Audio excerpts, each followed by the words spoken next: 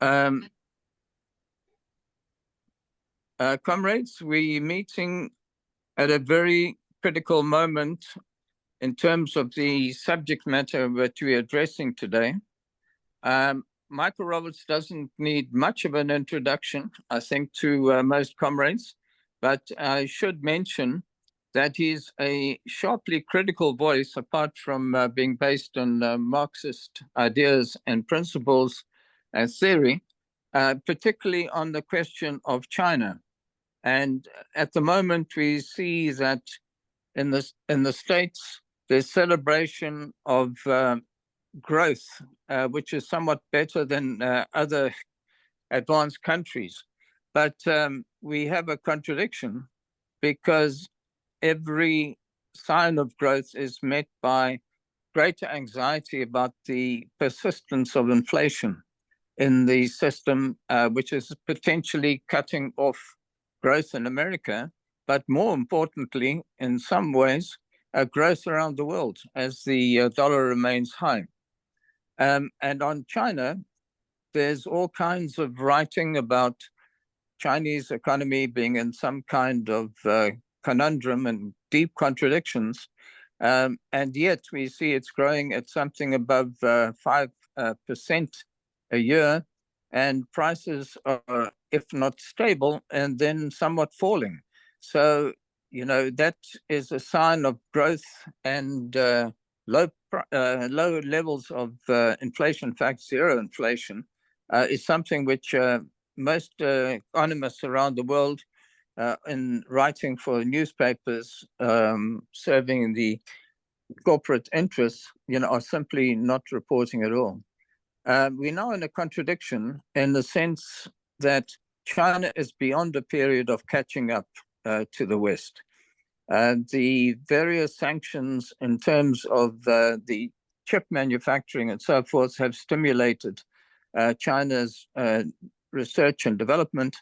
And now we see that China is able to put a satellite and down on the other side of the moon, on the dark side, and to be able to return it. In response to all these contradictions, we see 100% tariffs against electrical vehicles being imported from China, but then China also doing a kind of encircling movement by being able to develop production in Hungary on one side, in Europe, challenging the EU, and in Mexico as well. Which allows direct access to the American markets. So there's a kind of rebalancing of the law of value internationally, in the sense that sanctions and the political restrictions on trade can somehow be, got around and trade continue. Let me not say more. Michael, over to you. We look forward to a really stimulating discussion, and I know that your presentation will be worthy of lots of note. Thank you. Well, thank you, David. As usual, a very succinct and insightful opening introduction to this discussion, which otherwise could be very dry. You could say, well, trade tariffs, do we really want a session on that? But of course, lying behind this question of the recent increase in planned increase in tariffs on Chinese goods by the American government, which is in addition to previous tariffs imposed by President Trump during his period, a big jump across the board. Now Biden is imposing his. We have to ask the question, why is this happening? And what are the impact of it?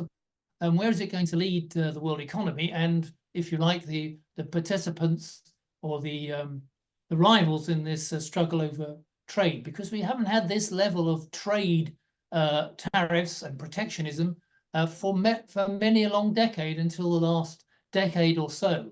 And it's only in the last decade or so we've seen a slowdown in world trade.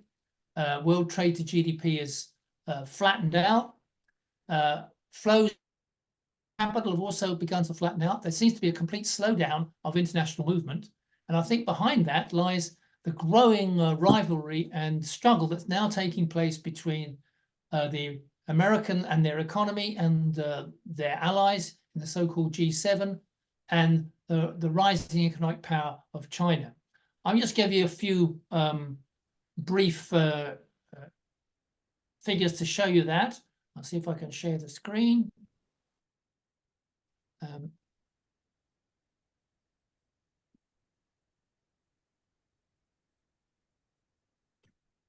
So, tariff war. Here's the latest tariffs. And if you look down the list of these tariffs that Biden intends to introduce against Chinese goods at the moment, only Chinese goods, you can see that it's steel, there's semiconductors. Most importantly, as David mentioned, electric vehicles, 100% tariff rising there, 50% rise in semiconductors. But actually, even more important is the attack upon imports of Chinese EV batteries and battery storage equipment, 25%, because here China is the world leader, as I'll show you in a moment, and in battery parts, then on all kinds of things which are necessary in modern technology and products as well, like magnets, critical minerals, solar cells, and so on. A whole range of things. You'll see at the bottom there, rubber, medical and surgical gloves, for God's sake. Not quite sure why that is on the list, but apparently it is. There is an attempt to reduce the ability to import cheap goods in the medical area for the health systems by these tariffs. So the aim is to really sharply increase the cost or the prices of Chinese goods that be imported into the US, so that US consumers and US producers no longer use them, they go elsewhere, and in this way they can damage the development of Chinese exports over the next rest of this decade. And remember, these are in addition to quite sharp across the board increases that Trump introduced in 2020, along with other measures to restrict Chinese companies from operating in the US and in Europe. So this is a process. This is just part of a general process now to try and strangle, curb, and control the development of the Chinese economy in world markets. And as David said, the chip war has now broken out with some intensity, because if you look at that very thick red line there, that's the increase in the sale and production of chips by China. You can see that they're growing at something like 30% annualized growth in chips. Not the very best or latest or most highly technological chips, although they're catching up in that area too, but the whole range of chips that are generally used in commercial products across the world at the moment. China is dramatically increasing its chip share. And you can see the top dotted line is the US dominance in the chip micro and semiconductor market. You can see it was around 50% at the beginning of this century. It's now dropped to 40%. China's has come from nowhere to nearly 20% of the world market. And as I say, is rising at a rate of 30% a year, while most of the other markets on this list are declining. Even Taiwan, which everybody talks about as being the main semiconductor source for world technology, you can see the light blue lines there. It's really flattened as a share of the world market because of the growth of Chinese chips. And in fact, it's not really going to be a significant contributor to the general growth in chips over the next period, except in the very highest level of chips at the moment. So this is another key area in the campaign now being adopted by the US government and trying to persuade other governments too to adopt it, to no longer take Chinese chips, to end the process of any technology which includes Chinese semiconductors and so on. But on the other hand, the Chinese companies are increasingly using their own chips, developing those chips so that they can develop a complete self-sufficient semiconductor model for their own development and industry. And that means that the fundamental point here is, I think, behind this tariff move, as you can see the dramatic change that's taking place in the share that China has of the total amount of gross production in the, particularly in the manufacturing sector, compared to the rest of the world. If you look at the dark red line, you can see back in the 1990s, China had 5% of world manufacturing output. Now it is just over 35%, 38% to be exact. And you can see if you look at the other countries, the US had 20% in 1995 and 23% at the beginning of the century, and now it's down to just around about 12%. And all the other countries, including Japan, that used to be a big leader in manufacturing around the world, they've become also RANs. They're no longer key to the development of manufacturing production around the world. So China's share has risen from, as I say, round about 5% at the end of the 20th century up to over 30%, and is now beginning to pass the top 10 next economies in manufacturing output. This is, as far as the US imperialism is concerned and their allies, a disastrous situation, and that must be reversed or at least curbed by not only tariffs, but also the other protectionist measures that are being introduced. In particular, the US is concerned about this huge trade deficit it runs with China. Its dependence over the last 20 or so years, even longer, on Chinese imports for a whole range of goods across the board that American consumers and producers need. And as a result, the deficit that the US has run up in trade against China has grown dramatically, particularly in the last 20 years. I think in 2023 and 4, it's going to hit 568 billion. This only goes up to 2022. So you can see it's going down, right down off the scale of this chart at the moment. And that is the driving force behind the attempt of the Americans to reverse this process and end China's increasing power economically. But by introducing protectionist measures of various sorts, this threatens actually to drive up American inflation over the next few years and to hit the pockets of the American consumer. This is a projection of what will happen when Trump comes to office, if he does, or most likely will, in January 2025, because he is presenting his plan a 50% increase across the board for any imports into the US, not just Chinese, in an attempt to try and reduce the impact of imports upon American industry in an outright protectionist program. But that will lead to a sharp rise, according to these measures, on the tax increases and tariff prices for the American consumer. So, for example, it reckons that the bottom 20% of American consumers could be hit by as much as 4% of their income over the period by the introduction of Trump's proposals. The better off people will be hit less because they don't consume a lot of these items that will be imported.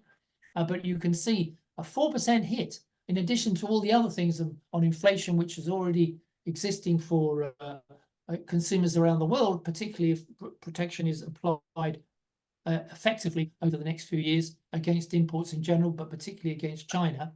This is a further hit to the living standards of working people in the major capitalist economies.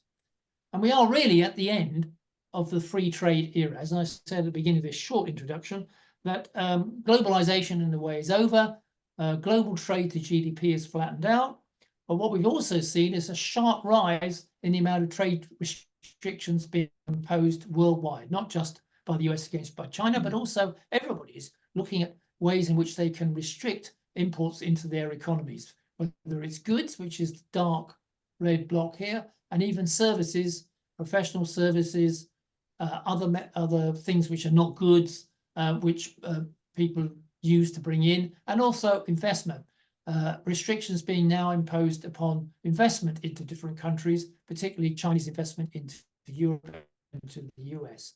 And we can see in 2022, according to the IMF, we now have nearly 3,000 trade restrictions imposed annually worldwide, compared to just 10 years or so ago when it was, say, less around about 250. So the dramatic change that's taking place with the end of the globalization period and the entrance of a new protectionist era.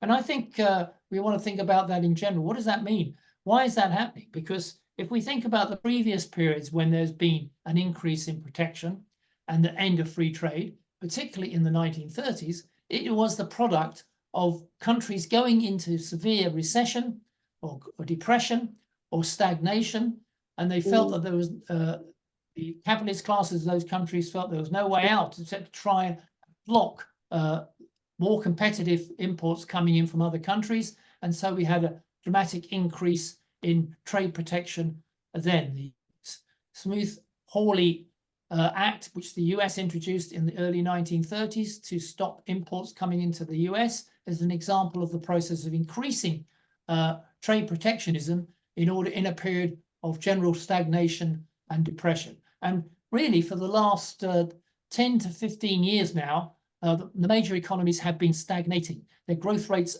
are no more than 1 to 2%. David mentioned at the beginning in his introduction that the US does a little bit better on growth in the last few years, at least since the pandemic. Last year, it officially grew at something like 3%, which is much higher than most of the other G7 economies. In fact, they grew an under 1% or not at all in the case of some of the countries, including the UK. But already in this year, the latest figures for the US show that the growth rate has dropped now to just 1.3% in the first quarter of 2024. So even the US is beginning to slow down and join the other G7 economies. And if countries particularly like China, with its powerful manufacturing base and exports, its challenge in the semiconductor and chip war is growing at 5% without having been affected by any slump during the pandemic, even though they had severe lockdowns, this raises further worries for the major capitalist economies. And we can see, if we look at what this means, it's a longer picture, we can see the relative decline now of the G7 economies compared to the other economies in the world. Here is the figure in 1974 of the G7, if you like, or the advanced capitalist economies. They had about 60% of global GDP in 1970. That's fallen to 44%, which means it's less than half. So the rest of the world is now dividing up the other 56%. You can see that it's not Russia and the Eastern European economies which are gaining, and India has gained a little bit from 3% to 8%, and the rest of what is called the emerging world, or the third world it used to be called, has grown a little bit in its share. There's one country, one economy, which has dramatically increased its share of world GDP, with a fall here of 18% by the major capitalist economies, the G7, and a rise of 20% by China. So you can see where the shift has come about. There is a relative decline of the G7 economies, but that relative decline is really expressed in the relative rise of the Chinese economy. And it's only relative as well. The major economies of the world, the capitalist economies, the G7 economies, are still way, way richer than the so-called BRICS. That's Russia, China, Brazil, South Africa, India, which is the red block here. This is the GDP per person. For each of these countries, you can see that the US in an international dollars basis is over $70,000 per person on this dollar basis. And it goes down to Japan, which is at 50,000. This is the position for the G7 economies, 23. But if we look at the BRICS, we can see that they're way behind. Russia, well below, then China, right down the bottom. The big economy of India, which everybody goes on about now, is per capita GDP is right down the bottom. What this graph doesn't show is that just 20 years ago, or 30 years ago, China will be at the level of India, if not lower. And you can see a dramatic rise in China. But it's still the case that the BRICS economies are well behind and are still trailing the G7 economies. So this is US and the G7 ruling class has to act now, otherwise the situation, they'll be lost to the Chinese economy. They need to move to control and drive China back before it's too late. They still have the advantage. They still can make some inroads into China's growth, they would hope, and China's trade share and manufacturing share. That's the aim. And if necessary, to move on to military conflict as well in order to do that. So those are just the very brief points I wanted to make about the general situation, that the tariff war that we see now really is related to the geopolitical conflict which is going on worldwide. and that increasingly we're going to see that intensity develop, particularly if Trump comes to office in the US. But even if he doesn't, it's clear that the American administration is agreed on a bipartisan basis that their aim for the rest of this decade is to strangle, curb, and drive China's economic strength backwards, and ideally push it to the point where there can be regime change in China and they can get a Chinese administration which is friendly to American imperialism and foreign investment. Back at the beginning of this century, China was allowed to join the World Trade Organization.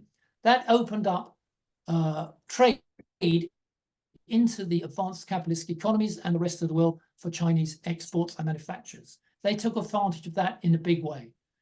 Unfortunately for the imperialists, they were unable to take advantage of it the other way around in exporting into China or building investment to overtake, to bring about a change in the Chinese economy. The aim of getting into the World Trade Organization as far as imperialism is concerned was to bring about a change in the regime in China, to move China into an openly pro-capitalist economy with pro-capitalist leaders in charge. Here we are in now 2024. The current Communist Party leadership certainly doesn't seem to follow that position. In fact, the experience of the last 20 years has been bad news for foreign investment in China because they have not been able to take control of the market. On the contrary, domestic industry, Chinese companies, particularly big Chinese state companies, and the subsidies that China has provided for smaller companies have led to the development of the domestic economy and the domestic sector controlled by the Chinese state much more than any gains made by the foreign investors in China itself.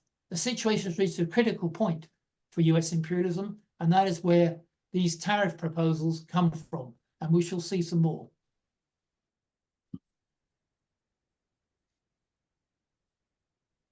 Michael? Yep. Roger, please unmute me.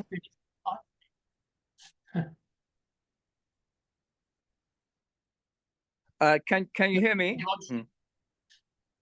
We can hear you. Okay, I apologize. I'm a novice on the cell phone. Michael, could I say thank you very much for a broad introduction to the question.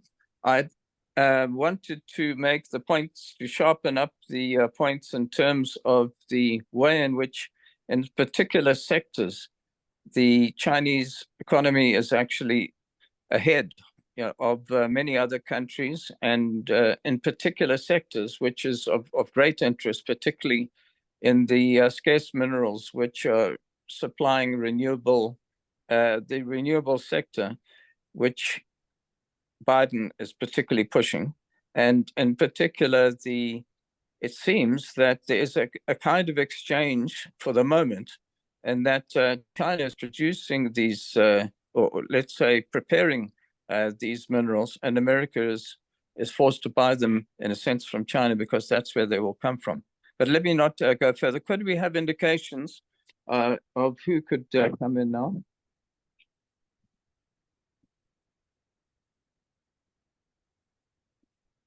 I see that. Not too sure who the comrade is, but hand up. If you could come in now, just identify yourself as you do. Oh, see who it is. Yeah, please go ahead. Hi, comrades. Yeah, thanks to Michael for that introduction, and obviously very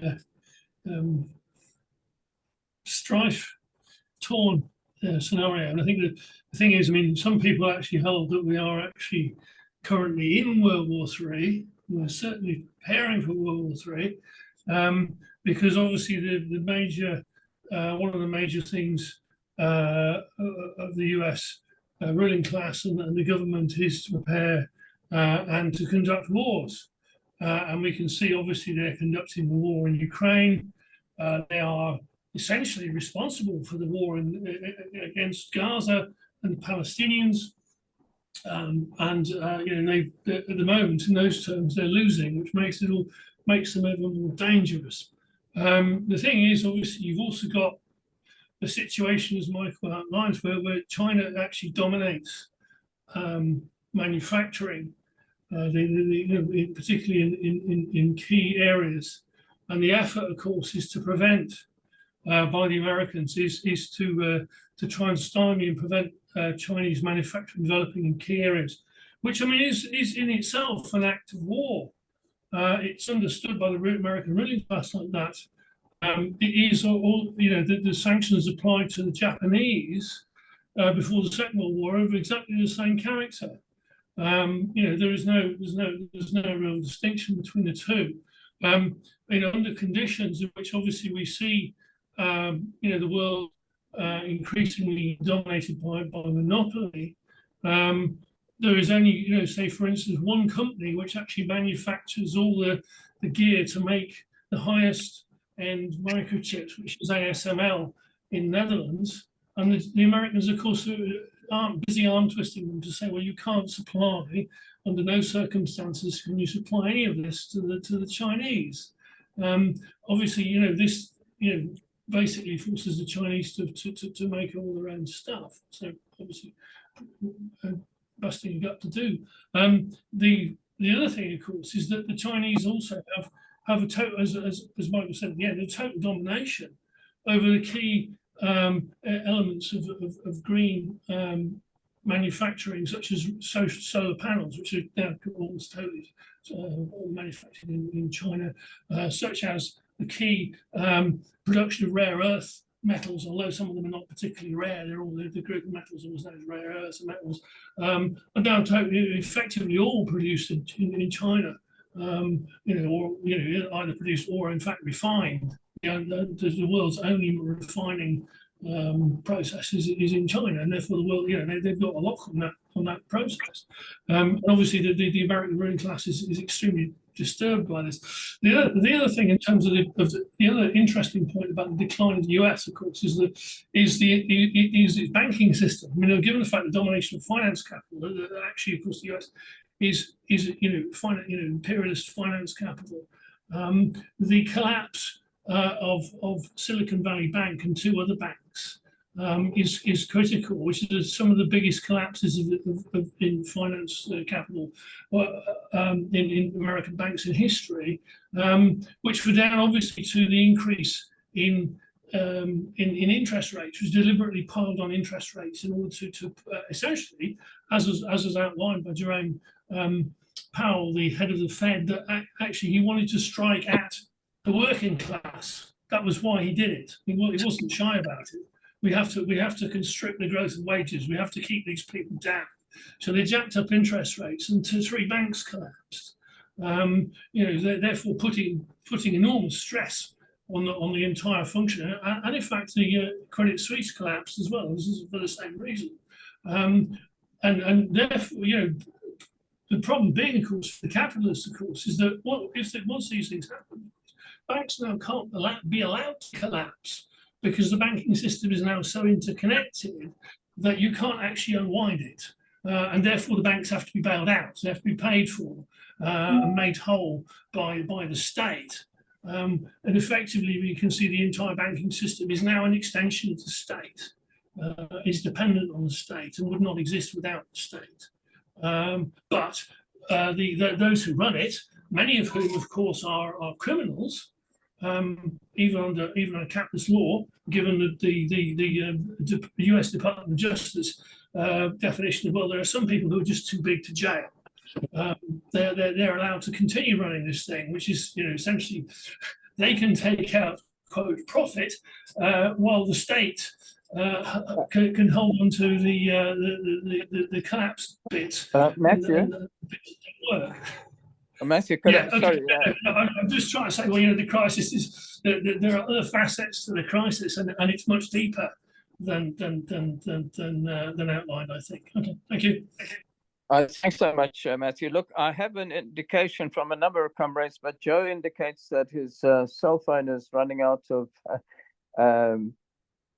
power. So if I could allow Joe to come in now, and I'll return to the order when Joe is finished. Come in, Joe.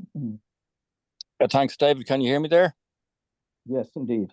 Yeah, I'm actually outdoors and away from home, so I've no charger nearby and the phone is a bit low. Listen, very quickly, the chart, which I don't have in front of me here now, but I recall that the GDP per capita, it shows, like in relation to India and China, still way behind the United States and so on per capita, right? I'm just wondering, it's just a question, and I welcome clarification on it. Are those figures skewed by the fact that India has a very, very large population? And if we were to actually compare, and the same with China, and if we were actually to compare the number of people who are working in industry, say industrial workers, would that be a more accurate kind of reflection of the GDP per capita? Would it be more interesting to know how India is doing vis-a-vis other countries when population is taken into account? I know China would have a large industrial working class, so its figures would not be as skewed as it would be in India. So just maybe Michael might elucidate on that point for me. Okay, thank you. Thanks, Joe. Aman, would you like to come in on? Yes, if I may. I had a quick point. Thanks, Michael. I was looking at your blog as well, and I think it's very interesting with regard to the change in the organic capital and the UAE, etc., and what you presented today. I understand why you're saying in terms of the differences and in terms of the economies and the changes. What I don't think is still, or what needs probably to be added to this, is that in terms of the changes or in terms of the competition or even supremacy of one form or the other, we are in a slightly short of another aspect. What I'm trying to say is taking all the economic values and putting it into the class struggle point of view. When we were, for example, in the time of the Second World War, something like fascism was something which was not hated, if you like, amongst the other capitalists. To a large extent, many of them shared very much of the formations, and they could say, we could adopt this model as in terms of growth. Whereas when you're looking at now, there is no model, and I think this is the dead end bit. There is no possibility of replicating the model of the Chinese anywhere else, whether in Europe or whether in US. Politically, there is no model, whereas the West does have a model in terms of its replication, or it had at least, even during the Second World War. So the question of the growth in terms of the position of the Chinese could be explained in terms of the issues with regard to US and the West to a large extent, or could be explained in terms of the possibility of the protectionism in that way. But politically, it's not replicable. It's not possible to have the same scenario of growth from the point of view of Chinese in Europe. There is no way that the working class in Europe is going to actually work the same as that do in China or that of the state. So the question which I had really comes from another aspect. Understanding the competition, or if you like, the jostling of the position between different imperialist powers is one thing, but in terms of its impact, in terms of the class struggle, rather than just looking at it from the point of view of the inflation, the fact is that the Chinese model is not replicable. So the growth still has got a problem as a model. There is a, if you like, a dead end. There is no alternative. And I think part of the problem is not because of the growth of Chinese or not. You can explain that in terms of different parts of the sections of the capital. But insofar as the class struggle is concerned, insofar as the working class in Europe, US, etc., West or many other countries are concerned, the model of the Chinese doesn't apply. So therefore, it just becomes a shift of position, or if you like, balances between them. It has its impact, but politically, I think the world is still at the same position as it was 15 years ago, if you like. There is no model alternative that could actually be adopted by the capitalists in other countries. And from that point of view, the working class in China becomes the focus of the point to some extent in terms of the breakdown of this relationship. It's just an observation. Thanks. Aman, thanks for some very interesting points about the replication and the future development of the BRICS countries, which have the hope of development, but actually, with the exception now of China and Russia, are in some challenging situation. I wonder, Finn, could you come in now? Okay, comrades, I want to begin by thanking Michael for an informative, interesting contribution, and as he always does, backs up his arguments with figures and charts, which is very interesting. The question I want to raise is stretching beyond the conflict between America and China.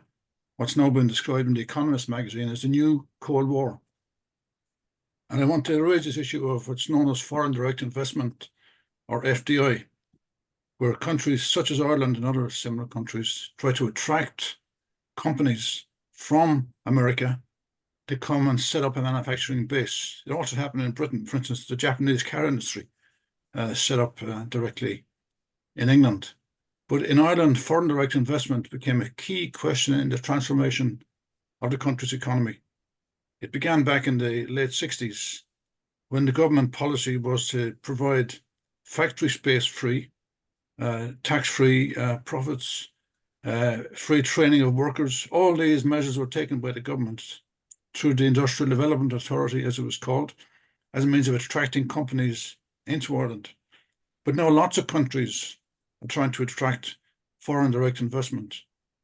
And that's now under threat. There's a lot of competition between countries trying to attract companies from other, because of the weak countries with a weak manufacturing base of their own, such as Ireland, are over time have moved in the direction of seeking companies from the United States, from Germany, from Italy, and so on. The companies that have come to Ireland, just as an illustration, pharmaceuticals, medical devices, high tech, Intel, Amazon, Google, without them building plants in countries which don't have a strong manufacturing base of their own, the unemployment situation would increase substantially. So I'm wondering about what approach you might take to FDI.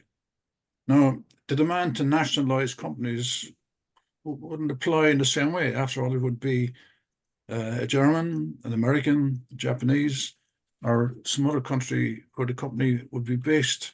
And I've noticed also Trump, when he was in power the last time, tried to influence companies to invest directly in America and not in other countries such as Mexico or Asia.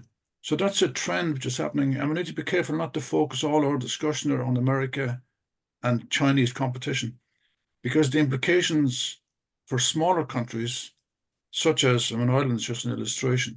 It's not a poor country now, but the reason it's not poor is because of the foreign direct investment from other countries. But the approach to foreign direct investment needs to be sharpened up.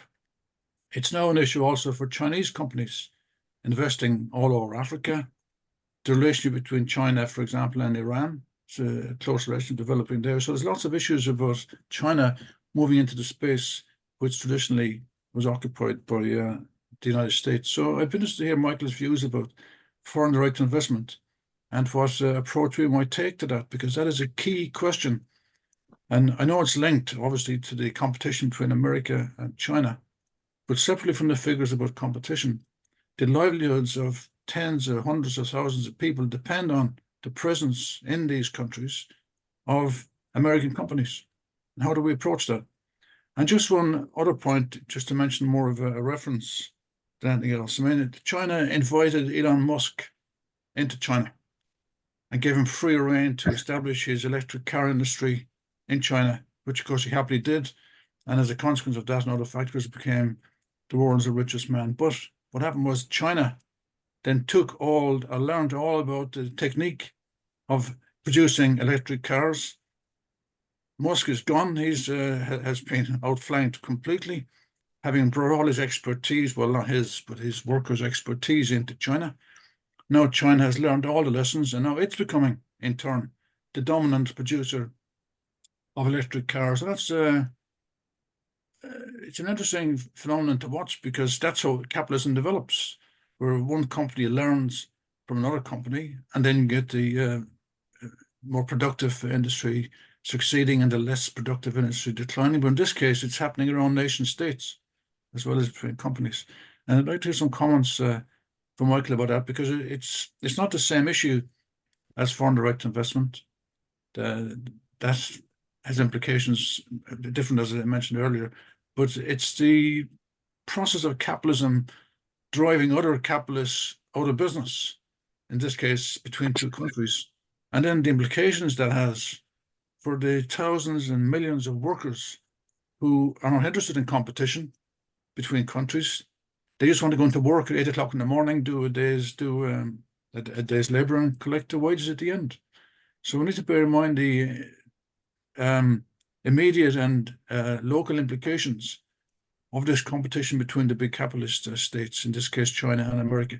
So these are questions I'd like Michael maybe to allude to or make some points on when he's given a summary of the discussion. But thank you again for the information you gave and the very valuable charts that you produced. Thanks so much, Finn. Some very penetrating questions there. Maybe we'll ask Michael to come in a little earlier and then before summing up. Harry, you're next in line. Hi, hello everybody. You know, no matter what walk of life you're in today, if you need something, and to give you an example, I needed a part for a vehicle I have.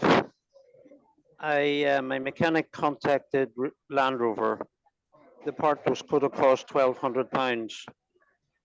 He went onto the internet and he has got the part for £350 from China. Just about every walk of life that you go into now, whether it's competition, the costs of items in this country, people will go on, and China appears to have located the markets and the requirements in the West and have developing those manufacturing products in their own country, and they're ready for export at a fraction of the cost. And that seems to be every walk of life now. It's even like clothes. I've got a pair of shoes I bought from China through the internet at 40 quid. And when I went to the high street, you were looking at something like 140 quid. This seems to be the trend that is developing worldwide. If you take the electric car industry, quite simply, China has won the battle. Affordable, quality electric cars, and now the only response that you're going to get to the West has already been mentioned, tariffs.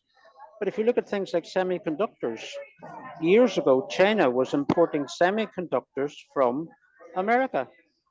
My understanding was something like $500 billion a year of semiconductors. America puts the tariffs on or bans it from being exported. China produces their own, bang, they're out there. They've gone around every single sanction, tariffs that is thrown at them. And if we see from everything that is thrown in Russia in the last number of years, including throwing out the exchange rate mechanism, these sanctions do not work. In fact, it is counterproductive. They're undermining their own economies by going down this road. The big question, I think, is what happens to the Western corporations now? Because I think Michael showed the map there. Was it 5% growth in China? That seems to be the growth in the world market now, the growth in the world economy. And for corporations, where do they go? Do they ignore where the markets are, or do they sit it out?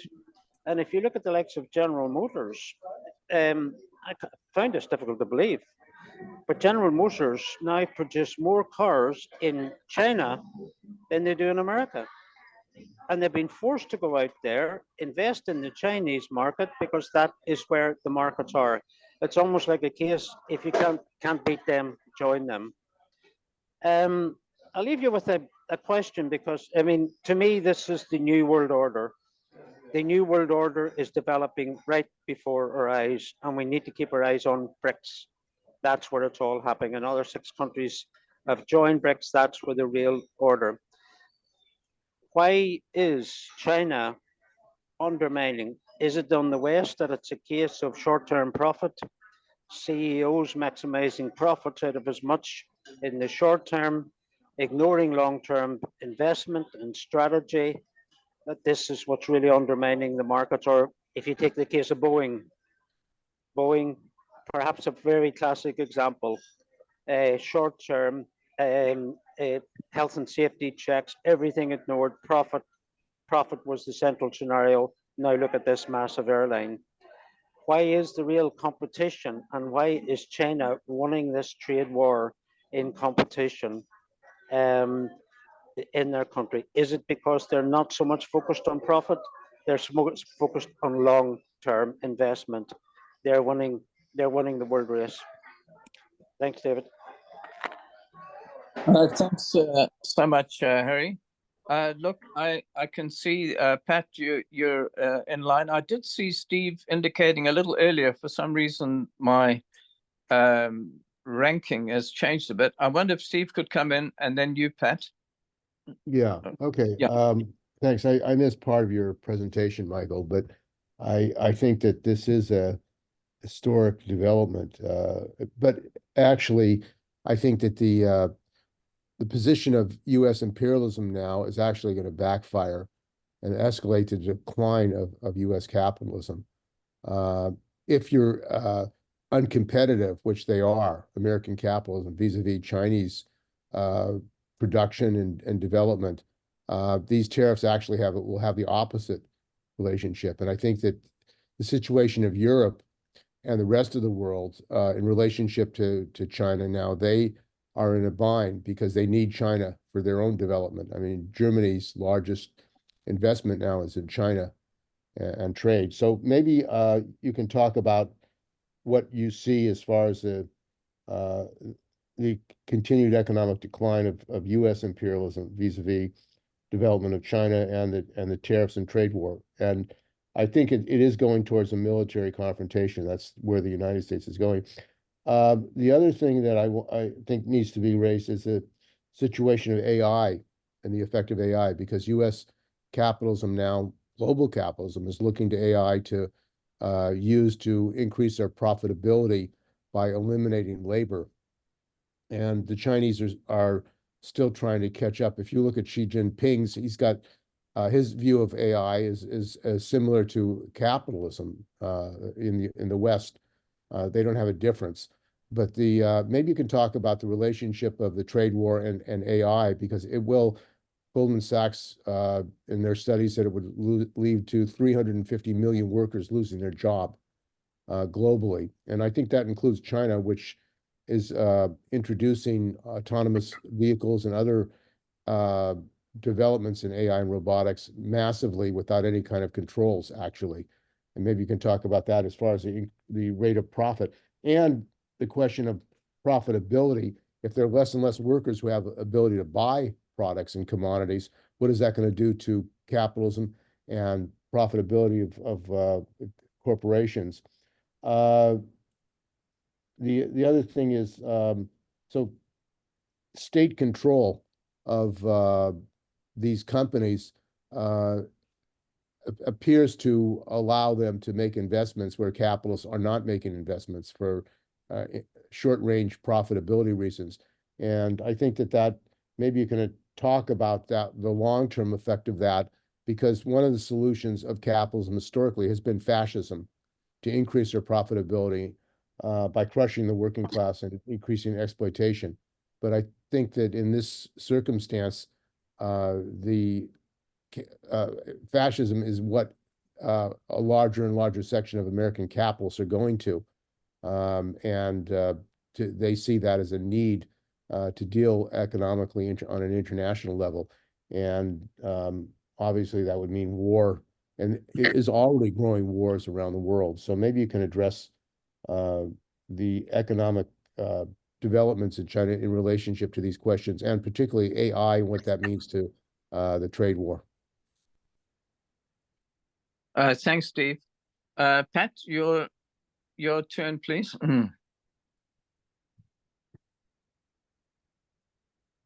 Roger, could we unmute?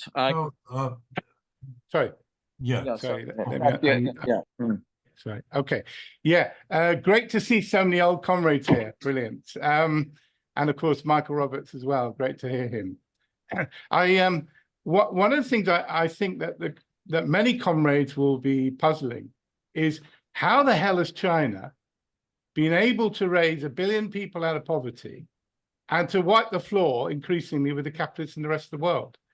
Now, sadly, there's a lot of socialists in the West who have gone along with this idea that China is another form of capitalism, which, if you think about it, if capitalism can really achieve such level of poverty reduction and growth of the productive forces, it does kind of question the role of socialism to some extent, in the sense of, yes, we obviously would want to have a more democratic and participatory system in China where the workers played a much greater role. But in terms of a lot of things that we would fight for in the West, they're achieving them in China. So if China is a capitalist country, then it does throw into question, why would the workers want to go for socialism if they can achieve these things with another form of capitalism?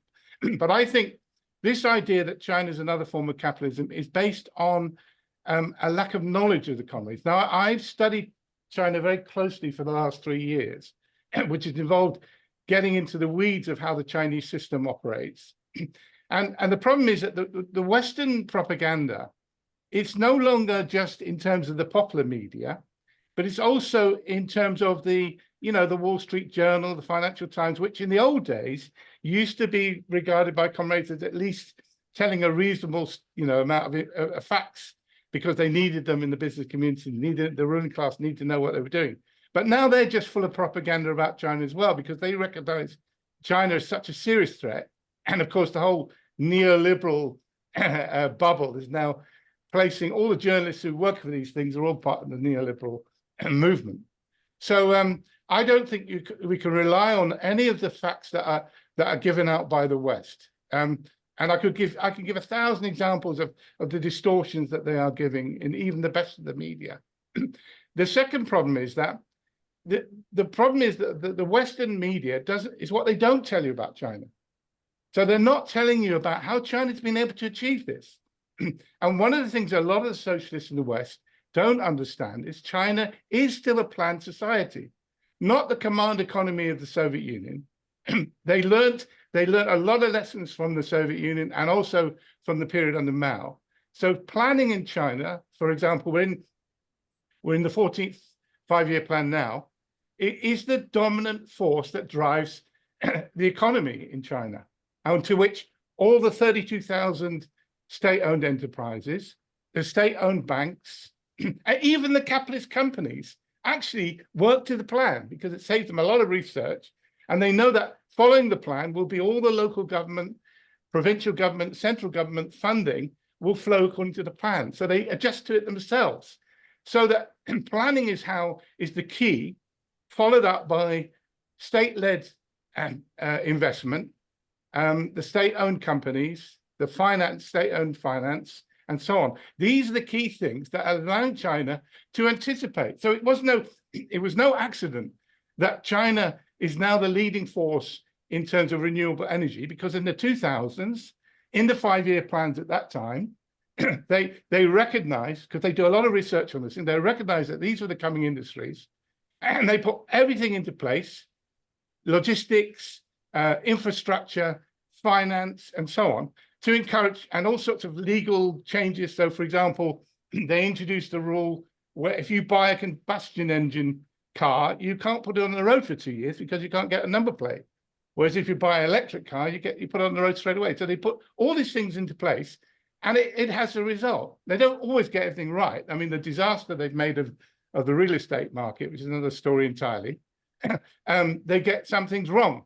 But a lot of things they get right because they plan. and then they invest, and the West just can't compete with it. Capitalist companies can't compete with it. So I think that you know, this is something that the Western left, the socialist left, have to really consider much more deeply, because otherwise the contradiction between their position of how they're seeing China as being this capitalist, another capitalist imperialist nation competing with America, does not fit in with the reality of what's actually happening. Thanks, Thomas. Pat, some illuminating points, particularly in how you can have planning within a, let's use the term market economy, well, facing a world market economy, and you know, the compromise that are made, and how things sometimes don't work, but often do work. Your point about the planning right down to the local government level, you know, is very interesting. Now, I think maybe we should. I don't see anyone else indicating. Please indicate if you wish to come in with a question or so. There's such a rich series of questions. Could I just make you know, a small point and before I'd ask you to come in, Michael, if you know, to feed the discussion machine, which seems to be opening up here. You know, if you, I'm just thinking of all the very contradictory elements in South Africa, which has had plan after plan, and I think I participated in some inputs there on unemployment and the like. None of that was followed. It's you know, all beautiful stuff and waffle, very vaguely put quantums, which were, you know, large but unmentioned where they had come from. And now we've got catastrophic disaster where municipalities, if they worked within the plan, would be way ahead. We wouldn't have any water shortages or anything of the kind. But of course, with contracting outbreaks, which is what's happening, privatization apparently for black empowerment reasons, you know, because we don't want the white monopolies to get it all. So, you know, but when it was rampant distribution of that kind, not a distribution at the top, not at the bottom, you know, we've actually fallen back in many ways, and the economy is quite frankly floundering. So, you know, that's a negative example of what happens when a plan is put forward. There are all kinds of plans, particularly in the BRICS countries now, like South Africa. But if they are not applied and the Treasury doesn't put the money in the right direction, and every level of government works in a contradictory way, well, it's quite obvious the result. Whereas I think, you know, planning can work in this sense, if not developing in any kind of democratic way, but at least ironing out or setting out the priorities for the nation right down to the local level would be an astonishing, would see an astonishing development in many countries, probably even in Britain too.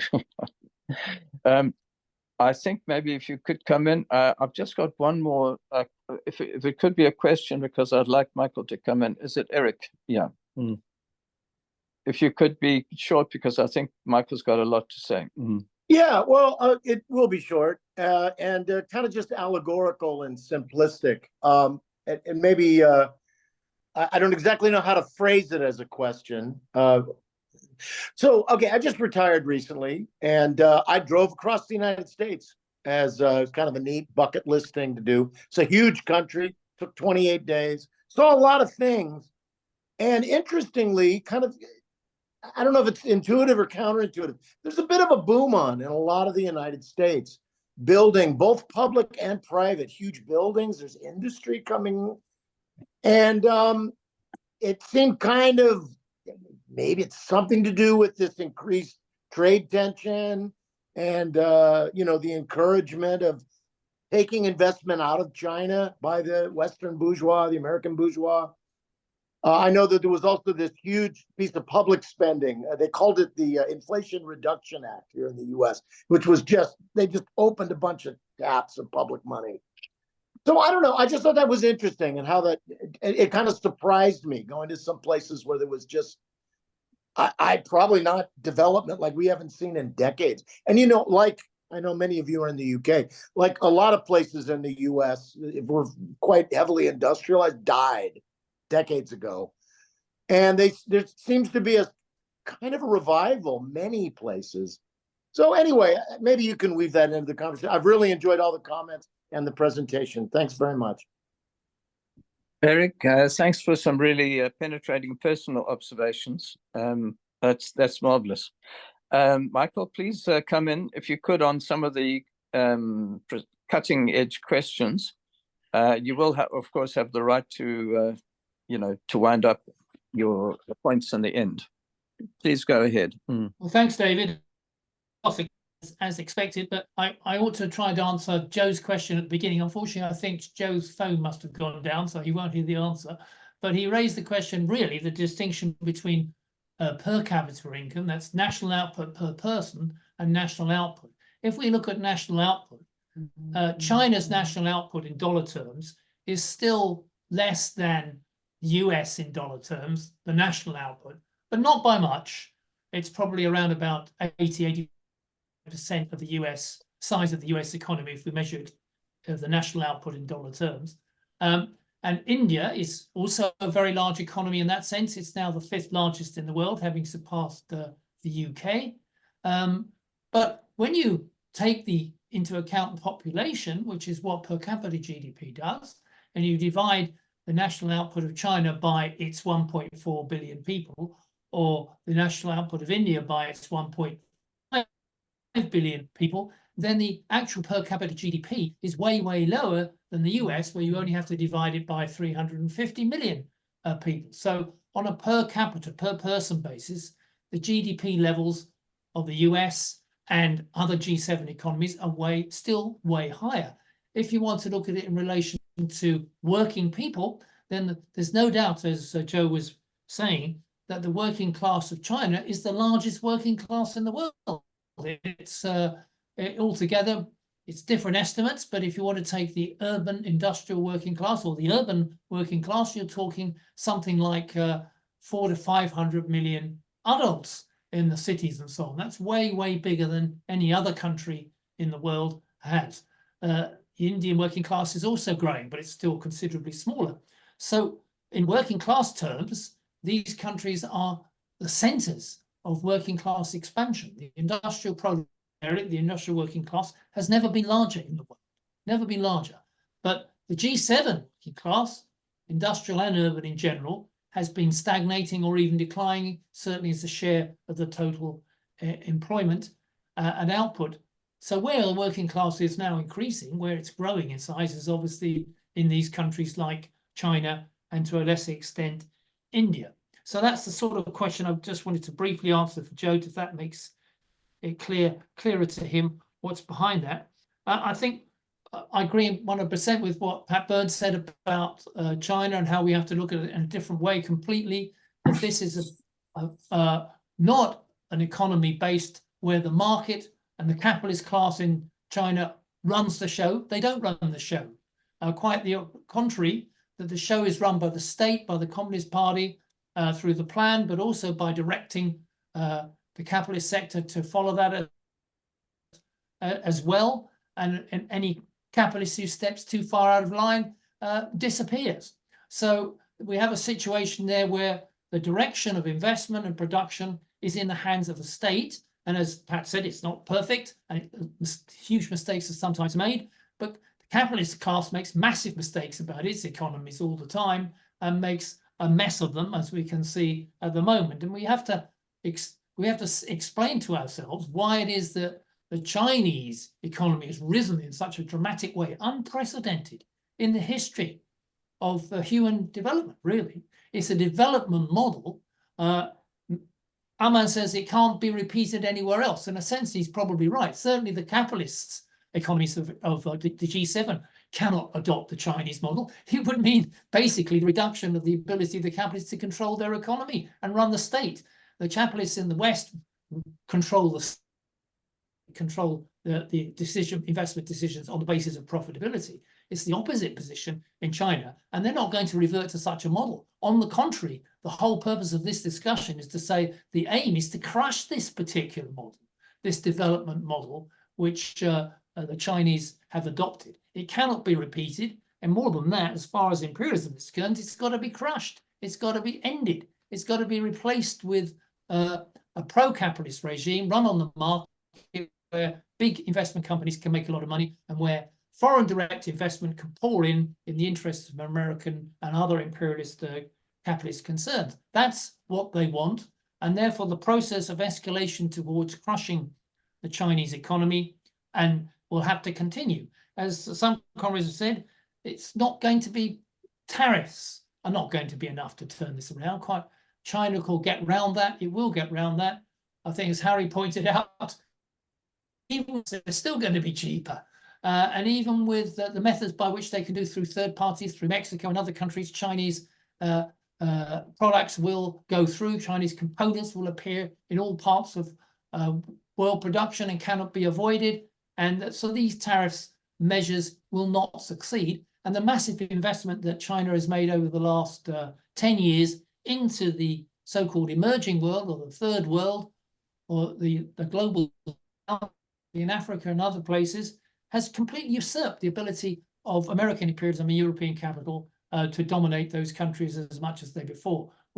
As a result, we've seen some of these African countries starting to kick out American military, starting to revert to looking for Chinese investment rather than the US investment. Another frightening development as far as imperialism is concerned. So, well, we have as I think Finn said, in Ireland, the Ireland attracts the foreign direct investment, is turning itself into a tax haven, where these American companies pay no tax, where they avoid paying tax to the American government. The massive, it's a race to the bottom on corporate taxation, and Ireland has been leading the way for these tax havens, along with Luxembourg and all the Virgin Islands and other places that the British Treasure Islands have produced in the past. Ireland is the classic example. This has really upset other capitalist governments, and there has been a move recently to try and get a minimum corporation tax, a minimum tax level, which would mean rise for Ireland, which is being introduced now. Whether it's got full of holes, so I'm sure they'll get around it, those who want to do so. But Ireland's growth, as Finn has said, is really based on not paying government, companies not paying what they ought to pay, are being reduced from their revenues as a result. So the Irish economy and government is taking advantage of basically allowing criminals to operate, to not pay their taxes.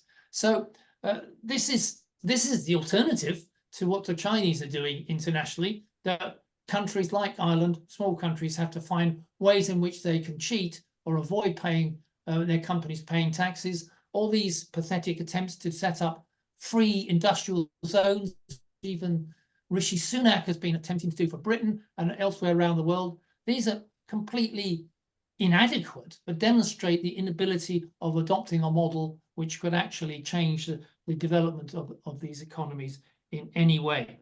So that is why the battle between China and the US is going to intensify, not just over their failure the US failure to maintain a position in all the new developments like vehicles, batteries, and so on. So the trade has got to be dealt with. The US wants to crush the trade development, export trade of China. The next stage will be to move on to looking at trying to strangle China financially, in terms of trying to reduce its sanctions, their ability to use the international system, financial system, and the dollar, and so on. All these measures are going to will fail. They will fail. Of imperialism. So inevitably, it seems to me, we have to move to the next ladder of escalation, which is to militarily strangle the Chinese state. And we've already seen the attempt to surround it now with weaponry and states all around the Chinese borders and sea in order to try to strangle China. And hopefully they would think, maybe, I don't know, but that's their plan, to provoke China to Taiwan, which will give them the excuse to begin to impose all the sorts of measures which are attempted to be imposed against Russia now in the Ukraine conflict. It's a real danger, as I think comrades mentioned that, Steve mentioned that we're now moving to a situation where it won't be just trade, it won't be just finance, it won't just be production, it will be military. And that's the real danger, that we're going to have some sort of military conflict, intense conflict. And that we now got the gung-ho leaders of imperialism, both in the US and it seems in Europe, who are prepared to go down this role at the expense of the working people of the world, including their own.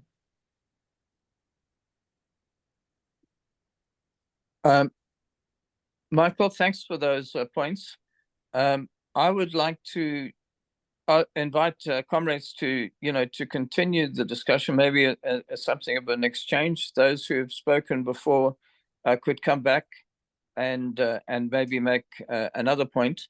The key point I think we need to understand is that there's a productivity revolution, taking place initially on the basis of real cheap labor in China, but now on the basis of China even going outside of its borders and investing in places like Vietnam and elsewhere to be able to, to make profits. Yes, I think that's part of. I think that's a measure, but in if you could curiously put it in a planned way. In other words, working out directing capital to where it's best. It's best into the best of Chinese interests at the Chinese bureaucracy, as the Chinese bureaucracy sees it. I wonder if I could let Roger come in now, and who has not come in up to now. Please come in. Oh, I was expecting to have a little more time to prepare with the row of hands up, but I'll just speak very, very, very quickly. There's really a question arising from Pat's contribution and Michael's response to it. Now, I don't think anybody here has ever said that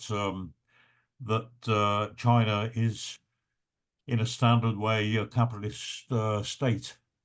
I think the point is, though, there's been no precedent. It's absolutely, very difficult to fit it into any particular format. But I think surely it would be correct to say that the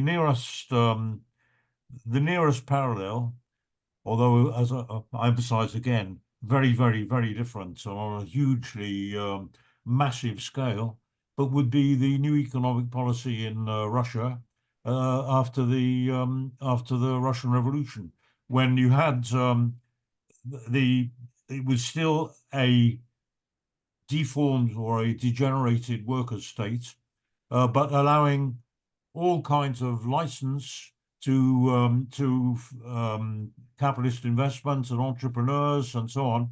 And what we see in China is something of a similar nature.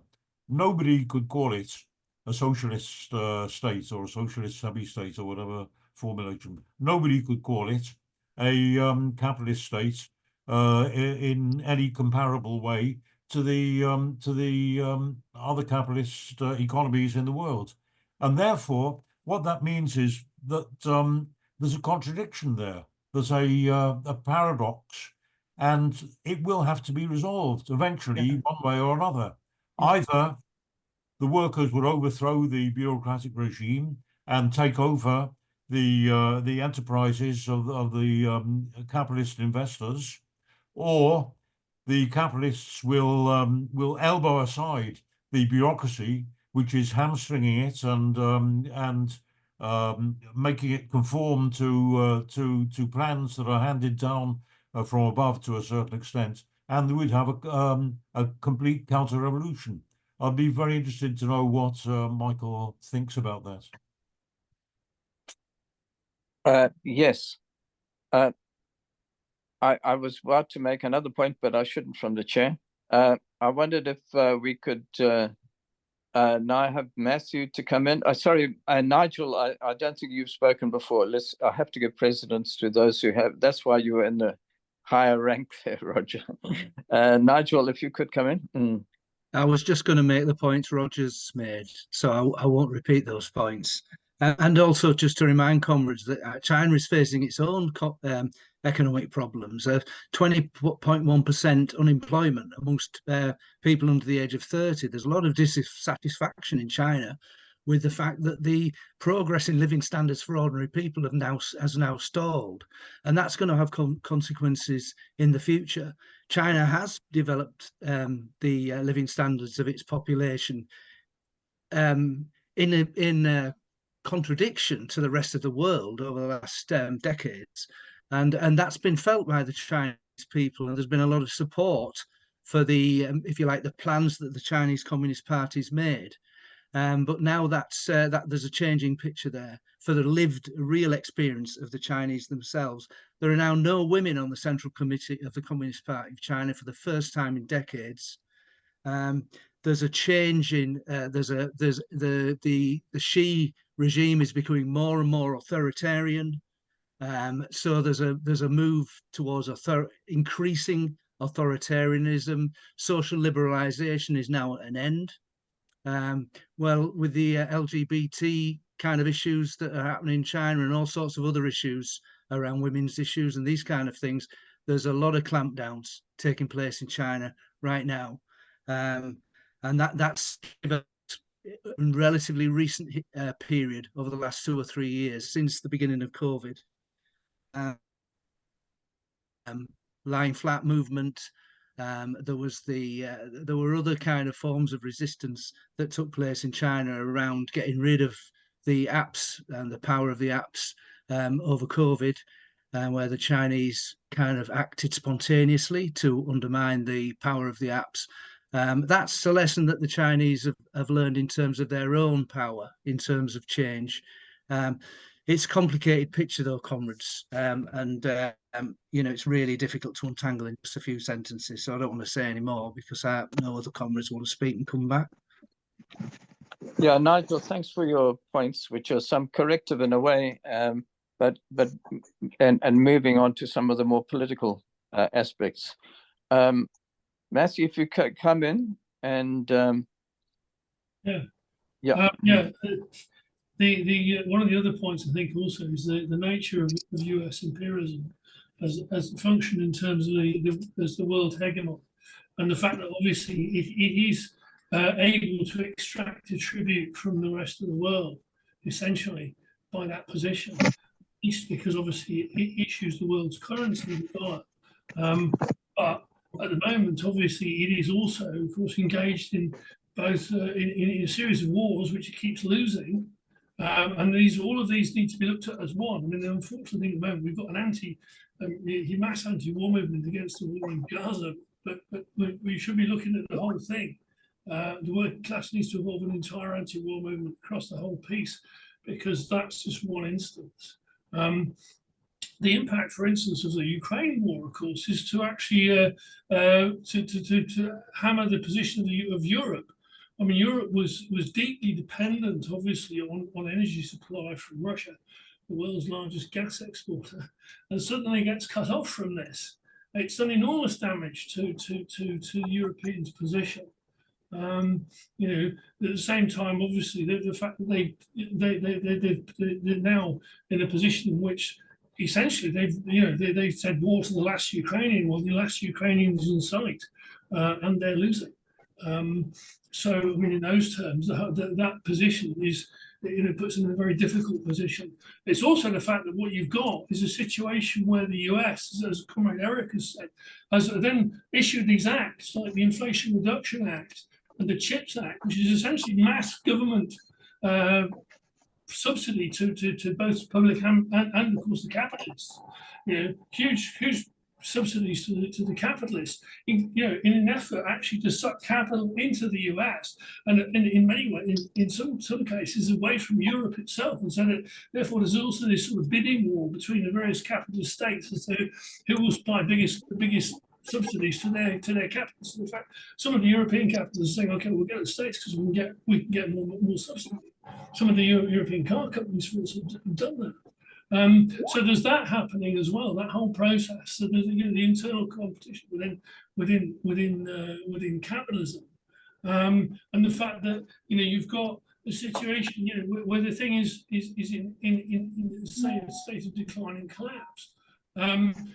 The other question, of course, is this whole the demonstration of what happened in the Ukraine war, of course, is to say, well, you had those assets you had. If you're a Russian oligarch, you had those assets yesterday. Now you don't. You hold them in dollars or euros or whatever else in whatever bank or so on, and you don't have them anymore. Sorry, we've taken them off you. That really does provide a major shock to much of the world. So don't fall out with any of these people. Don't put your assets in a position in dollars, where you can have them taken off you tomorrow. It really starts to dislocate the system again. And we can see this obviously through BRICS and so on. The shock runs through the whole piece. It's another part of the disintegration of the system. Thanks. Thank you, Matthew. Steve? Yeah, I think that first of all, I don't think you can address China, just China alone, what's going on in China. China's ability to develop investment and develop industrially was because of the United States and the imperialists allowing it to join the WTO, which it supported. And what was the effect globally of China going into the WTO? I mean, it allowed a massive increase in export of commodities, but at the same time, it destroyed economies around the world, including in South Africa, with the garment industry being destroyed. Flood of commodities into capitalist countries without any protectionism under the WTO rules led to the destruction of capital. And I think that if you want to talk about socialism, I think that my view is I don't believe in socialism in one country. And China being the largest exporter of capital in the world, why is that capital being exported?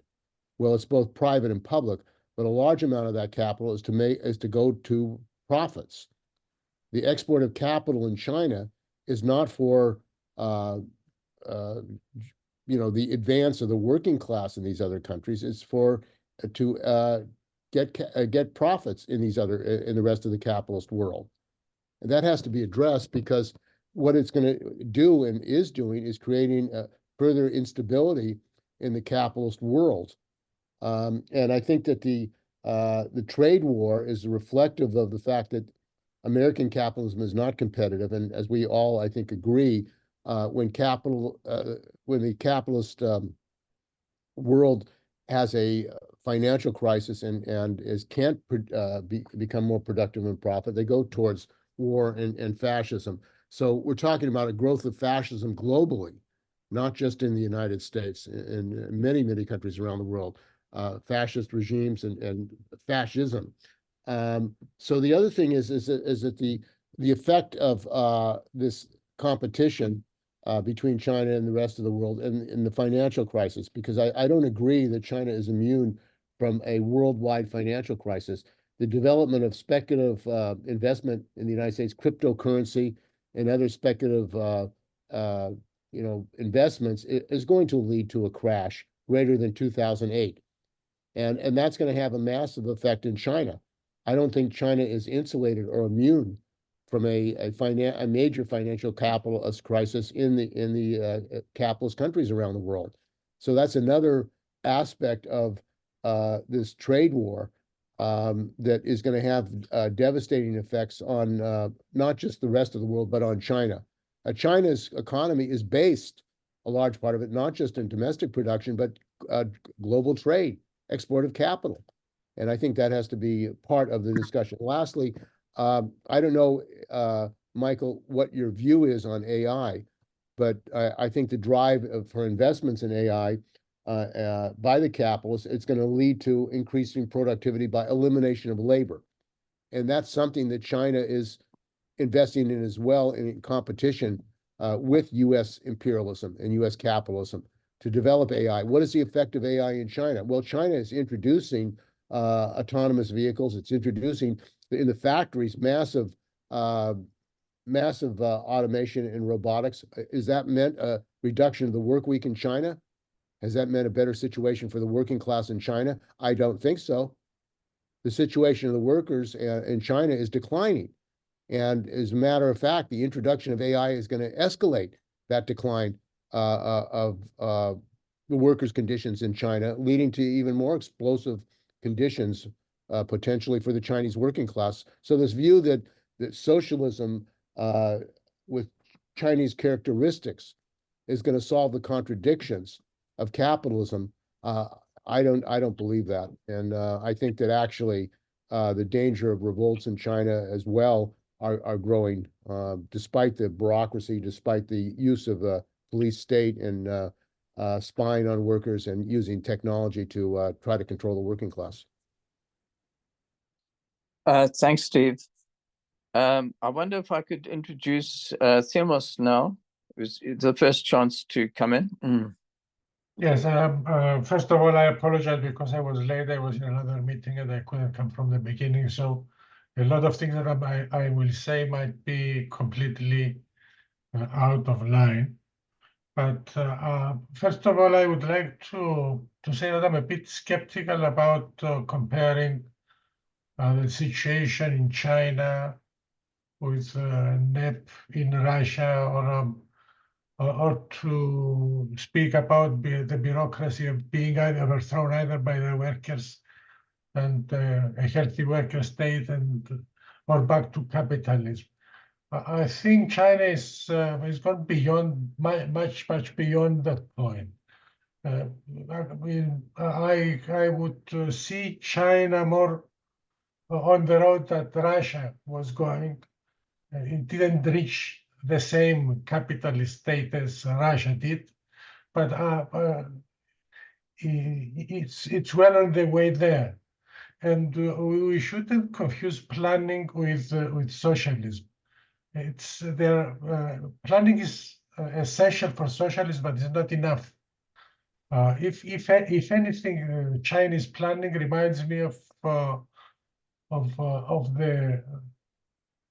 the mediator between the various monopolies that are arising in China. These monopolies, maybe they are probably not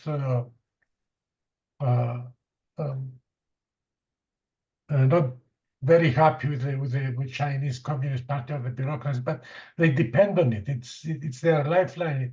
It's their protection against American imperialism. So the planning is the Communist Party is the Communist Party is becoming more and more the Communist Party of the big monopolies of China, and less and less. It has less and less to do with socialism or the working class. So approaching China from this point of view, I would see the conflict in the more classical Leninist conflict of the monopolies of imperialism, and imperialism as a result of the creation of these huge monopolies. And we are living in such a period that we are in front of such a big conflict.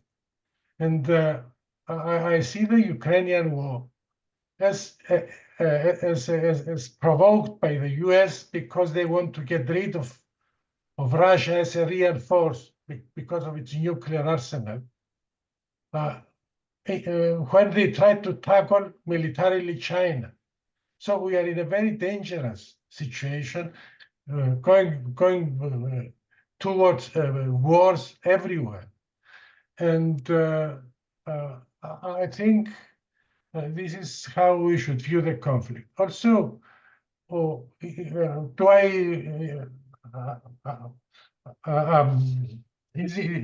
you have to exclude the possibility of a revolution in China? Well, no, not exactly. But a revolution in China, where will it lead? As long as the West is seeing it as the bastion of democracy, such a revolution will take the road of the color revolutions mostly. And if it is a workers' revolution, which I don't see, it's going to be a whole new game. It's not going to be based on the Communist Party or anything. It's going to be a social revolution the way we knew it. So we think we should stop having illusions and waiting for the revolution to come from China or India or this. We could have that, but it wouldn't start the world revolution probably. What we should concentrate on is in the West, in Europe, in US. There is where we could see a solution to the problems of humanity today. The collapse of capitalism has to be replaced there. If not, I'm afraid we shall not have the one class winning over another. We would have the destruction of both. Well, some sobering thoughts, Simos. I wondered if Pat, you could come back again. Okay, I'll not come back on the points Temos made, which I disagree with, because it would be such a big debate. But just on the question of the mood of people in China, I'd like to pose a question to you. Unlike the history of the Soviet Union, or even the Western countries today, do you notice that China lets these American politicians come to China one after the other and make speeches? And those speeches are reported in the Chinese media. No, Blinken, Yellen, etc., etc.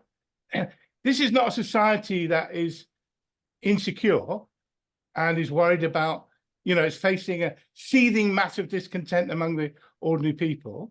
In fact, can you imagine America or Britain or whatever allowing Chinese top politicians to come and lecture them about what they should be doing rather than what they are doing and report it? No. So I think we're talking about a very different situation that existed in the Soviet Union that exists in China today. And this is a result because China's delivered and continues to deliver so many advancements in society in terms of transportation and so on. And yes, there's been a temporary problem in terms of living standards rising immediately from the pandemic. But actually, on the housing side, the fall in the price of housing is actually of benefit to the vast majority of Chinese people. And the lying flat, some of you may have, some comrade mentioned about this lying flat thing where the younger generation is less motivated to work. Well, one of the factors that from study of the social media among young people was the housing problem, that it was getting so expensive to rent in the cities like Shanghai, Beijing, and so on, that it was, like it is in the West, it was taking up like 40, 45, 50% of their income. And they therefore felt, well, why should I get into that situation? I'll stay at home with my parents. But so the fall that we're seeing now in house prices is actually beneficial to a lot of young people. The last point I'd make was about AI. Comrade asked about AI. And China is slightly behind the West in these large language models. I think maybe 6 months, 9 months behind. But that's not important. What's important is that China is applying AI already to industry, starting to do it in education, to health, and so on. And it will do so at a dramatically faster and more widespread way than the West is going to do, simply because it's planning and because it's using government funding to do these things. And so it's going to try and take advantage of what AI brings, the positive things, in all these different sectors of society. So I suspect, and we know that China is able to apply these things. That's the problem of the West. They can come up with sometimes with new ideas and technologies, but they can't apply them in the way China can and the speed that China can do it at. Now, there's the broader question about AI and the threat to employment and so on, which is a bigger question which I can't really go into. But just thought I'd add those things in for comrades' interest.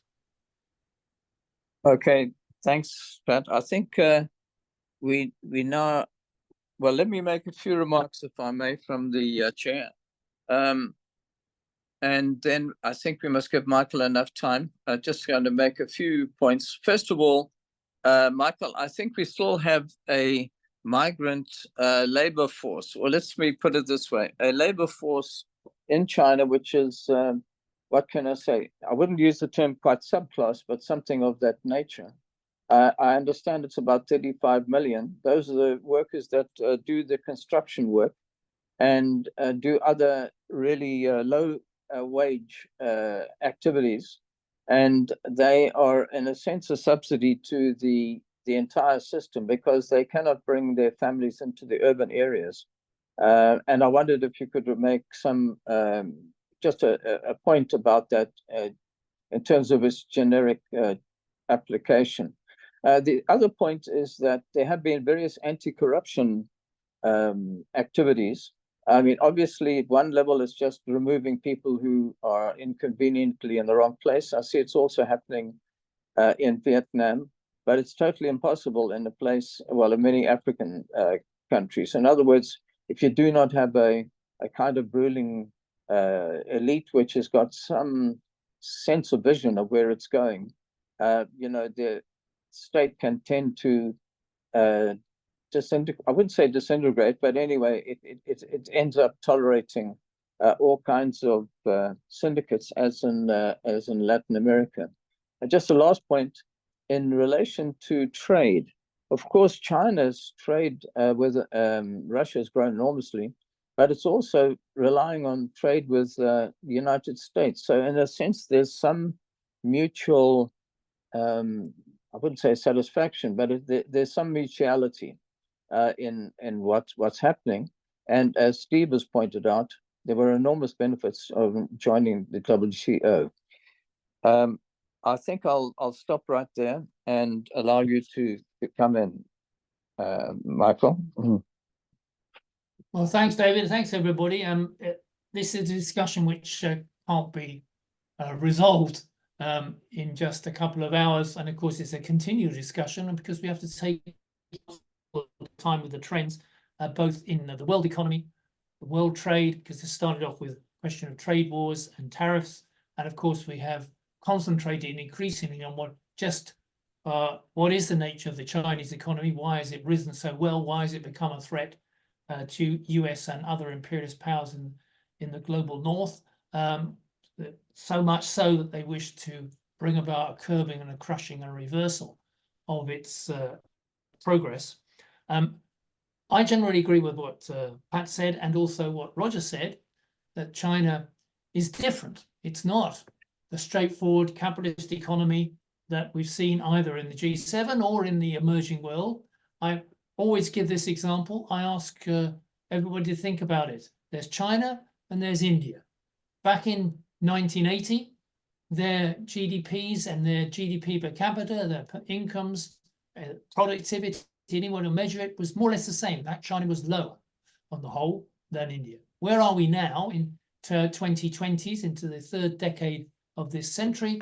And where is India has gone up a little, but as I showed just briefly in one chart, its share of the world economy has really gone up a little bit from 3 to 5% or 6%, while China's has rocketed in manufacturing to 35%, in GDP as a whole to 20%. It's become a power that threatens the hegemony of the US and its allies in the G7. So there is something different that happened in China. But I agree with Roger that what we have here is a weird development. We have an economy which has got rid of capitalism and landlordism back in 1949 and in the subsequent years, introduced a planning system based on public ownership primarily, then opened up the economy to the market, to both domestic capitalists, but also in particular to foreign investment, but still managed to control through its different form of planning mechanism. You could call it a new economic policy, or you could call it a long new economic policy, because as Temel said, it's gone on for an awful long time. So I'll talk about it as being something like NEP. It's a way in which the Chinese state and the Communist Party have managed to sustain the position in the Chinese economy and expand it in a form which forces them to make compromises. They can't have as correctly pointed out, you can't have socialism in one country. We have a division, therefore, a contradiction, to use Roger's phrase, between with a state that is not capitalist, but it's not socialist either. Now, how's that possible? I mean, I spend a lot of time arguing with people who say, if it's black, it can't be white. But I mean, that is not a dialectical way of looking at things, not the way the things that are developing in any society. Humanity, nature moves in a process of change and dialectical change. And in this case, we have change going on where you cannot define China as just being one or the other. It's in a process of transition. And where it's going to go is an open question still. It may be, as some comrades have mentioned, that we will see a working class revolution in China, which brings about democratic forms of control by the working class. But it wouldn't be enough. That would have to spread to the rest of the world. As correctly pointed out, you cannot have socialism in one country. It's no good having workers' democracy in China and then still be faced by US imperialism and the G7. That's part of the reason why there is no working class democracy in China, because the Communist Party balances between the workers, the planning system, the curbing of the law of value, and imperialism and the role of capitalists within that country. In that sense, it's not similar to a capitalist economy with big monopolies. What are the big monopolies, capitalist monopolies in China? They're the state sector. The state sector has the big companies. It's a state monopoly, if you like. Now you can say, oh, well, that's exactly what it is. It's state monopoly capitalism. Well, I don't think so, because I don't think if that's the case, why is it a country that is expanded in the way that we've seen it over the last 30 or 40 years? It is a contradiction that we have to continue to analyze and see which direction it's going in. China is not the largest exporter of capital in the world. The US is. The G7 economies are the largest. China has exported more capital in the period since the last 30 years, 40 years, and then with the Belt and Road Initiative. But most of that capital investment is taking place in so-called global South economies, where it's mainly concentrated in transport and infrastructure projects, ports and so on. It doesn't make much money. Chinese state banks don't make any profits much out of this. There's big complaints from Chinese economy that they don't make profits, that these poorer economies are getting loans or getting resources by which Chinese coming in and building things for them. What do the Chinese get out of it? They get out the ability to shift minerals and other things that they require to import into the Chinese economy quickly and more efficiently through good infrastructure projects, ports, and so on. And that's what they gain from it, is the state sector gains an inflow of cheaper imports quickly to China, and in return, it will build infrastructure projects on the basis of loans. And when defaults take place, the Chinese state banks have to face those defaults just in the same way as the capitalists do, but often with a great deal more leniency than the IMF and the rest have. So I'm not convinced that this is just the same model as the capitalist model that we see in the advanced capitalist economies. On the other hand, it certainly isn't a socialist society, which is not possible to be achieved except on an international scale, led by the working class and democracy. None of those things apply in the case of China at the moment. But it remains a major obstacle now to imperialism, which is in serious relative decline. Eric made the point that he traveled around the US and he saw significant progress in new construction in some of the cities and places in the old areas of manufacturing decline and so on. And this is true under the Inflation Reduction Act that Biden introduced. There's been huge subsidies given to particularly the more technological companies to build new plant and new structures and so on. Manufacturing construction, not manufacturing output, manufacturing construction has dramatically risen in the last 2 years under Biden's IRA policy. Huge, just a straight up line. So they're building lots of plant. They're building new constructions in which capitalists can employ workers and produce things. But they're not actually employing workers and producing things.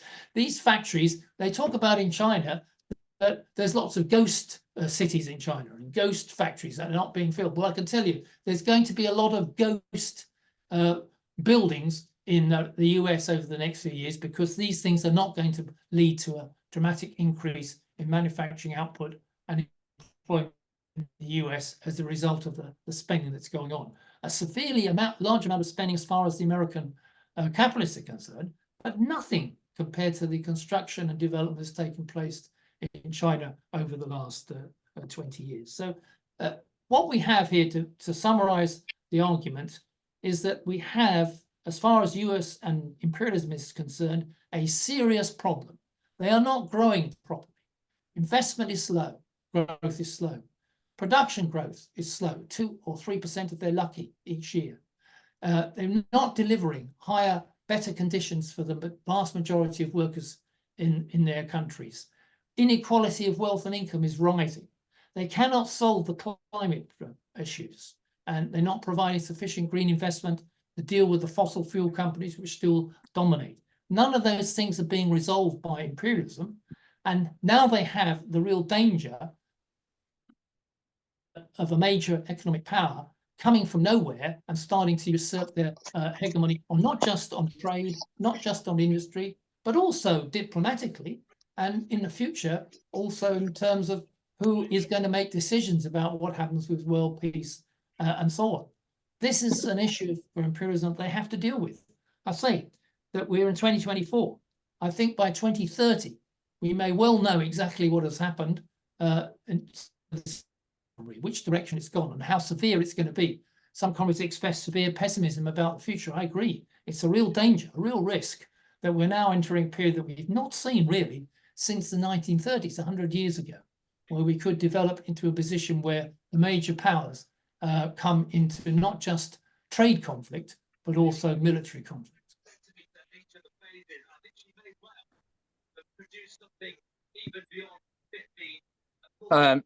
Roger, could you silence our comrade interrupting there?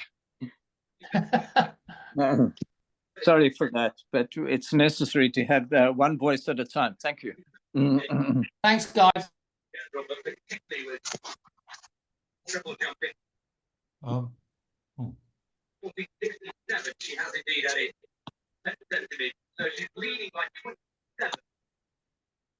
Okay. Roger, are we there? Sorry, I can't do this. Sorry. Yeah, I've done it. I've done it. He's muted. Don't worry. Michael, please continue. You were. Well, I finished actually, David. I think I tried to come to a dramatic end there, but I felt a bit lost. But never mind. Well, just encore very briefly. If you could just give us 2 sentences. I think you were mentioning there's a great danger not seen from the 1930s.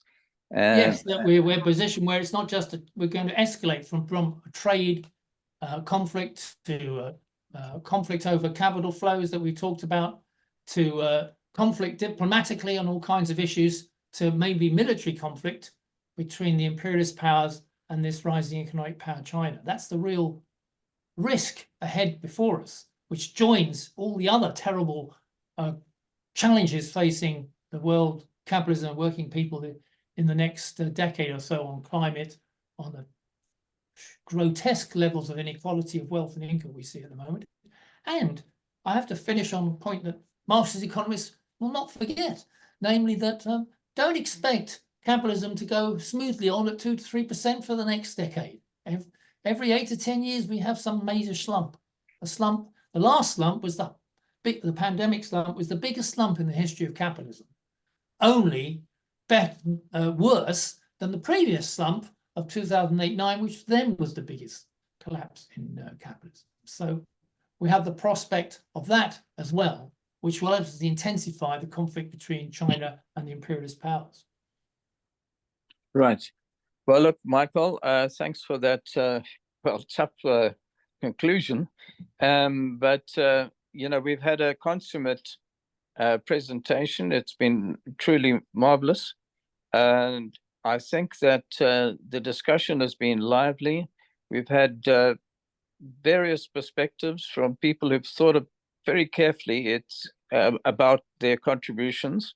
It's not the standard exchange, as Michael well put it, between black and white, in the contributions, but I was seeing all kinds of other colors apart from gray, and able to work out some of these contradictions which are in life and certainly in the economy, and most evidently now in trade wars as a way of reestablishing power relationships, and also being challenged by the operation of the law of value, which is circumventing, many of these sanctions, and bringing about an extraordinary period in which we have very, very, as you said, slow growth, but it's not inevitable. In fact, it could be worse. And China, with all its contradictions, still advancing in an extraordinarily fast way, which has become as a surprise. A recent commentator on the BBC mentioned that we're in for a series of surprises, and in 5 years we'll see the evidence of those. And it's tough all around because it's not as though there's uniform benefits to the working class in China, far from it. But at times, although the rising wages have risen, certainly, but this could be a period of great turbulence, as we've anticipated, and we have to grow the forces for socialism and to advance the interests of the working class internationally. So let me cut that short and ask Roger. Can I just add, David, we've got to deal with the question of AI. I think that's a subject on its own, and Steve raising it has raised a very important point. Perhaps you want to think about in WIN doing some seminar on the question of AI in the future, if you haven't already done it, because I think that's a very important question in how it's going to impact the world and the working class in general. No, exactly. All right, I think we put it down in our notes of what to do. And Roger, if you could come in and give us some guidance on what to expect in the coming week. Right. I just first of all, I'd like to endorse what other comrades have said. I thought it was a really brilliant discussion. We all learned a lot, and it was very lively, and just that's in the best traditions, I think, of our WIN meetings. I don't think we get discussions like this anywhere else. So I was very happy to see also. I'd just like to point out we had comrades here from 10 countries, and some comrades that we haven't seen for a while. And do please keep coming. We get equally good discussions every time. Next week, we're going back to Sri Lanka. Comrades will remember a few months ago, we had some comrades from Sri Lanka. Since that time, it hasn't been much in the news, but there's been an absolutely draconic and devastating program being imposed on Sri Lanka by the International Monetary Fund. Absolutely swingeing cuts, something comparable to the very worst in the IMF history. And the popular resistance that we saw a couple of years ago with the so-called Aragalaya is not being crushed, and there is still a movement of resistance and revolt. And we're lucky to be able to have once again a Marxist economist from Sri Lanka, that's Darusha, the trade union leader, young woman trade union leader, Swastika, who also spoke to us before. And also we've got one of the leading members of the new left party, the Frontline Socialist Party, which is really the most important of the left groups in Sri Lanka at the time. They're all becoming. So You're very welcome. We invite everybody to participate. See you next week.